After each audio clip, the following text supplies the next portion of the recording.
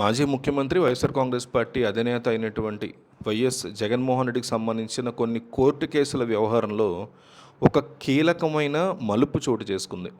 గతంలో ఆయన మీద వచ్చినటువంటి ఆదాయానికి మించిన ఆస్తుల కేసులు, అలాగే క్విడ్ ప్రోకో పద్ధతిలో కంపెనీలకి లబ్ధి చేకూర్చారు అనే అంశాల్లో నమోదైన కేసుల్లో వాన్పిక్ కేసు చాలా ఇంపార్టెంట్. ఇందులో దీనికి సంబంధించి తెలంగాణ హైకోర్టు ఒక సంచలన తీర్పు చెప్పింది.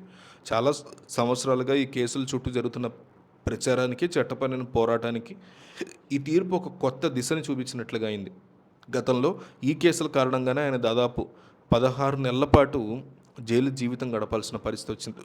అయితే కాలం గడుస్తున్న కొద్దీ ఈ కేసుకు సంబంధించిన విచారణలో ఎలాంటి గట్టి సాక్ష్యాధారాలు లభించకపోవడం, కేవలం రాజకీయ ప్రయోజనాల కోసమే ఇవన్నీ కల్పించారు అనేటువంటి వాదనలు వినిపిస్తూ ఉండడంతో వరుసగా కోర్టుల్లో వీటికి ఊరట లభిస్తుంది.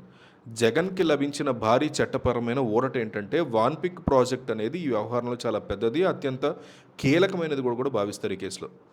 ప్రకాశం, గుంటూరు జిల్లాల పరిధిలో ఓడరేవు పారిశ్రామిక నడవాల యొక్క ఏర్పాటు కోసం భూములు కేటాయించినందుకు గాను ఆ ప్రాజెక్టును దక్కించుకున్న నిమ్మగడ్డ ప్రసాద్కి చెందిన కంపెనీలు జగన్కి చెందినటువంటి వ్యాపార సంస్థల్లో భారీగా పెట్టుబడులు పెట్టాయి అనేది ప్రధానమైన ఆరోపణ.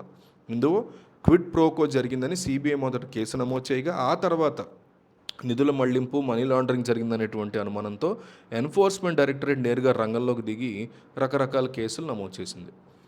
ఈ క్రమంలోనే వాన్పిక్ ప్రాజెక్టుకి సంబంధించిన 100 కోట్ల విలువైన ఆస్తుల్ని ఈడీ అటాచ్ చేయడం జరిగింది. ఈ ఆస్తుల్ని తిరిగి విడుదల చేయాలంటూ బాధిత సంస్థలు చేసినటువంటి అప్పీల్ని విచారించిన ట్రిబ్యునల్ కోర్టు కేసులోని కాలక్రమాన్ని చాలా నిశితంగా పరిశీలించి ఒక కీలకమైన విషయాన్ని గుర్తించింది.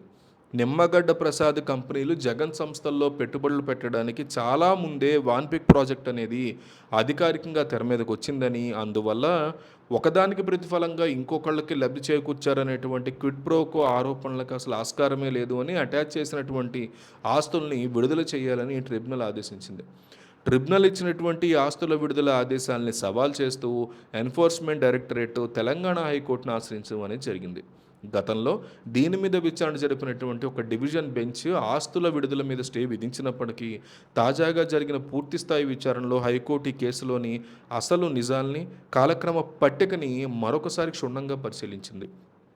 జగన్ కంపెనీల్లో పెట్టుబడులు రాకముందే ప్రాజెక్టు వ్యవహారాలు జరిగాయి కాబట్టి కేవలం లబ్ధి కోసమే ఈ పెట్టుబడులు పెట్టారు అనడానికి ఏ రకమైన ప్రాథమిక ఆధారాలు లేవు అని కోర్టు తేల్చడం జరిగింది. దాంతో ఈడీ దాఖలు చేసిన అప్పీళ్లని, వాళ్ళు లేవనెత్తినటువంటి అభ్యంతరాలని పూర్తిగా కొట్టివేస్తూ తెలంగాణ హైకోర్టు తుది తీర్పు అనేది ఇవ్వడం జరిగింది. ఈ కీలకమైన కోర్టు నిర్ణయంతో వాన్పిక్ కేసులో జగన్ మీద మోపినటువంటి అభియోగాలకి చట్టపరంగా పెద్దగా బలం లేదు అనేది తేలిపోయింది.